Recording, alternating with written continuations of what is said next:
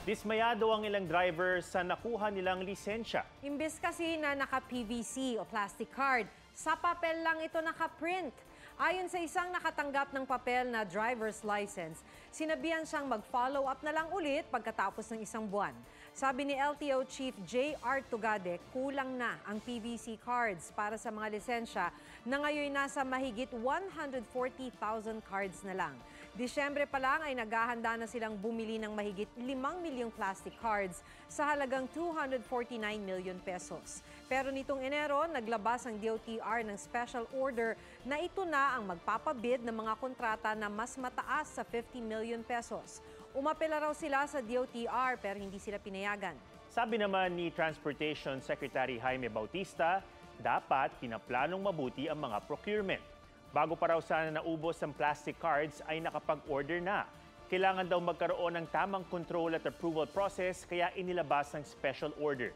Tutulong daw sila para mapadali ang pagbili ng plastic cards. Ngayong nagkukulang ang plastic cards para sa driver's license, plano na rin ng LTO na maglabas ng digital version nito. Target itong masimulan sa susunod na buwan. Pwedeng i-download ang digital license sa eGov.ph o Super App na binubuo pa ng DICT. Pwedeng yan na ang ipakita kapag nahuli sa traffic violation. Kung meron namang lisensya, pwede itong i-scan para ma-upload sa app. Pwede ring i-upload ang mga passport sa app na ito. Sabi naman ng Department of Transportation, Agosto pa ang pinakamaagang maaring magkaroon ng plastic na driver's license. Proseso para makakuha ng kumpanya magde-deliver ng plastic cards para sa driver's license, umaarangkada na.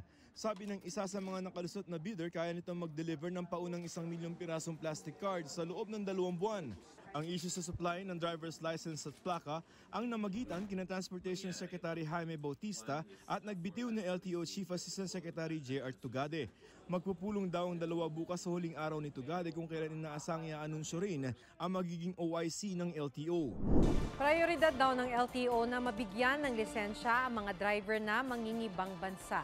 Ayon sa bagong talagang officer in charge ng LTO na si Hector Villacorta, nasa 53,000 na lang ang stock ng mga plastic license card. Mainam daw kung ibibigay ito sa mga papaalis na OFW dahil baka hindi paniwalaan ng employer ang kanilang lisensya kung ito ay papel lang. Nitong Abril, inanunsyo ng LTO na sa papel muna ipiprint ang mga driver's license dahil sa kakulangan sa plastic cards. Nauna nang sinabi ni Villacorta na isa sa mga uunahin niyang resolbahin ay ang problema ng LTO sa pag-print ng lisensya.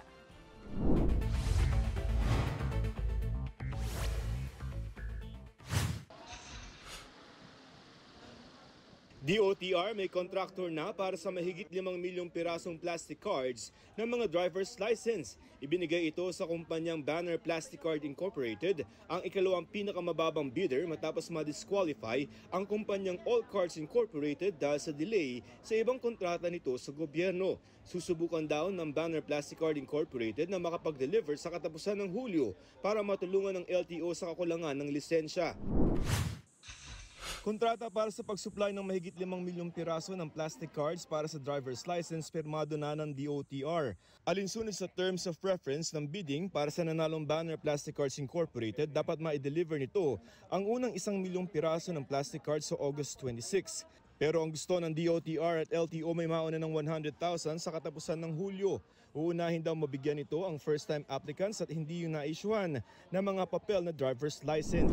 Pinalawig ang validity o visa ng mga driver's license na nag-expire mula nitong April 3 hanggang o pati yung mga mag-expire pa lamang. Ayon sa LTO, extended yan hanggang April 4, 2024 o hanggang maging sapat ang mga plastic cards na ginagamit sa paggawa ng lisensya.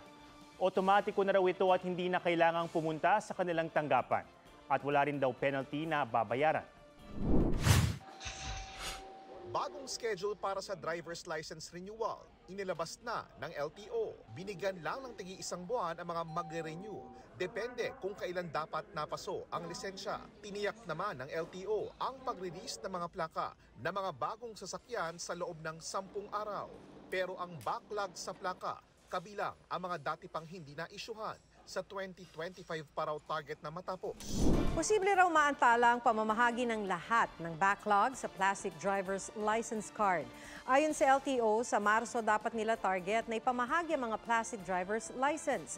Pero nag-issue raw ang Quezon City Regional Trial Court ng writ of preliminary injunction na nagpapahinto rito.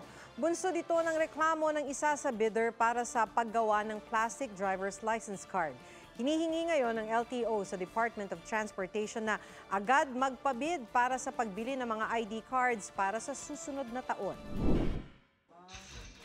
4 na milyong plastic license card, parating na raw, sabi ng LTO. Sapat daw ito para mawala na ang backlog o kakulangan ng plastic card para sa mga lisensya ng mga driver.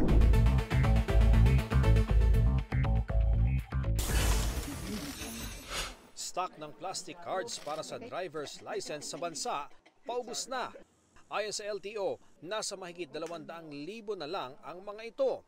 Isa sa tinitingnang solusyon ng agency-to-agency transaction o mga printing offices ng gobyerno na ang aako sa paggawa ng license plastic cards. Pero kung di ito umubra, papel na lisensya ang ipapamahagi sa Pebrero.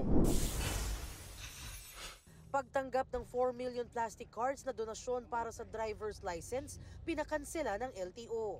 Ayon kay LTO Chief Vigor Mendoza II, kailangan munang bumalangkas ng guidelines bago tanggapin ang donasyon na nagkakahalaga ng 160 million pesos sa ngalan ng transparency. Dumulog daw sila sa DOTR at kapag may guidelines na, kailangan pa itong ipaalam sa donor kung papayag ito sa mga posibleng kondisyon. Balik papel uli ang mga driver's license matapos maubusan ng plastic cards ang LTO.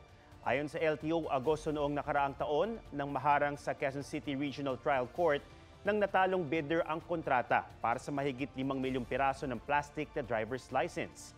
Pampuno sana ito sa backlog na 2.4 million pieces na plastic driver's license. Sa ngayon, lampas 300 plastic cards na lang ang natitira sa Quezon City Licensing Office. Nakalaan yan sa mga OFW, PWD at senior citizen.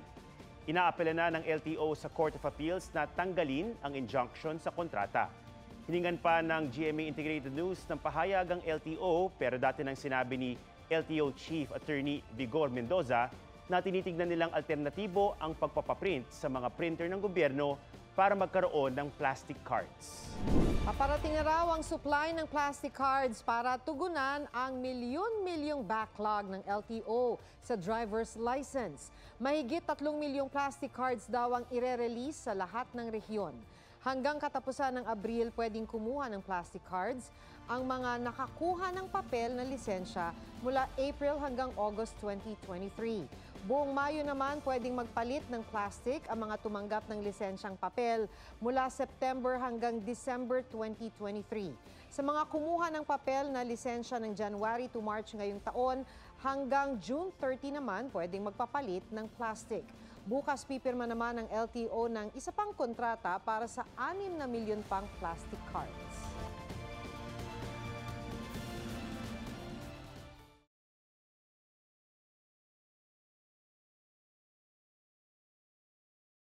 Mga kapuso, alamin ang State of the Nation. Mag-subscribe sa GMA Integrated News sa YouTube. Sa ating mga kapuso abroad, samahan niyo kami sa GMA Pinoy TV at sa www.gmanews.tv.